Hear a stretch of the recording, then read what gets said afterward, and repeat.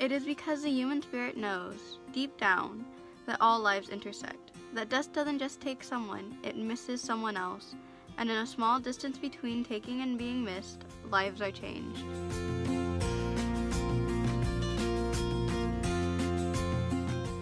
So, I've got a book review for you today. It's been a very long time since I read it, so don't be too harsh.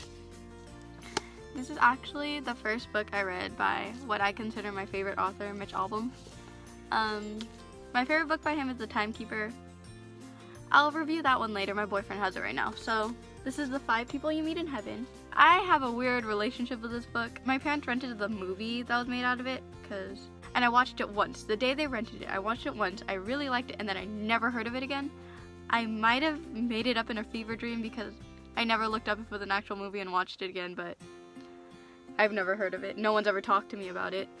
And it's basically about a man named Eddie who's old and grouchy, but you can tell he's nice. He's basically this old man who's like, oh, I'm alone and I'm grouchy and I got no time for no one. But if one little kid stop him and be like, Mr. Maintenance Man, can you make me a balloon animal? He does. Like, he's like, spit it out, kid, and then makes him a balloon animal. So he's that type of character. He's very caring, but also very grouchy, and it's kind of interesting to just see someone who's like that. Within the first chapter or two, he's dead. He dies. He dies in this tragic way where he's saving someone else, and it's very, very sweet, and you're like, oh, he's such a good guy, but he's dead now. And I don't think that's a spoiler when the book is called The 5 People You Meet in Heaven. Obviously, someone's dying and going to heaven, so that I don't consider that a spoiler. Basically, he dies, he goes to heaven, but he doesn't go to his heaven.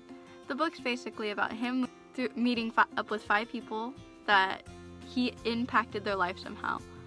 And through those 5 people, he basically gets to go to each of their heavens. And it's really nice for him because he's this old man, but when he goes to the heaven of someone he met as a child, he has the energy of like a 5-year-old, so he's running around, he's all happy, and you learn how he affected these people, and like, you get all these lessons that he learned, and all that. And I don't know, it's just like a really inspiring book.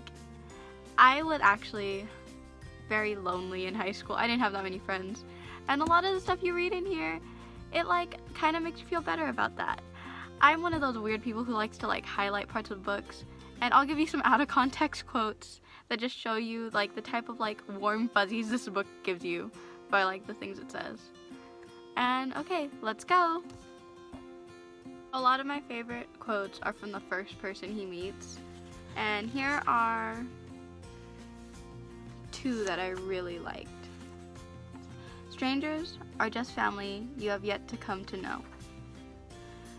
No life is a waste. The only time we waste is the time we spend thinking we are alone. That's the thing. Sometimes when you sacrifice something precious, you're not really losing it. You're just passing it on to someone else. Holding anger is a poison. It eats you from the inside. We think hating is a weapon that attacks the person who harmed us. But hatred is a curved blade, and the harm we do is to ourselves. Life has to end. Love doesn't. I'm only going to read part of this quote because it's a spoiler, but my hands, I bring you to heaven, keep you safe. No, these quotes don't actually make sense now, but this book is so good. This book is good for anyone who ever really feels like lonely or sad, or like that people don't notice them, or that they're like insignificant.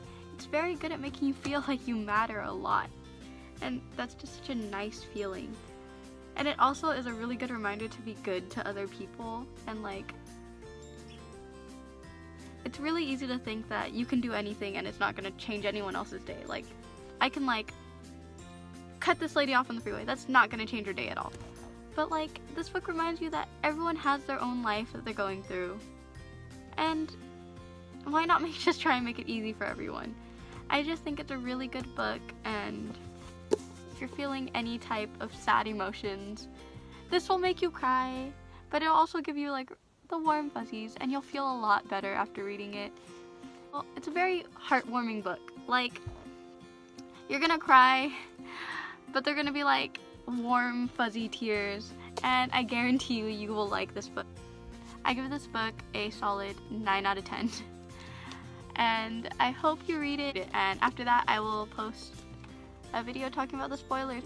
I will write down every time I cry and tell you, so that way you don't feel bad about it if you cry too. Well, I guess that's it. I'm Calikoi, and thanks for watching. Bye!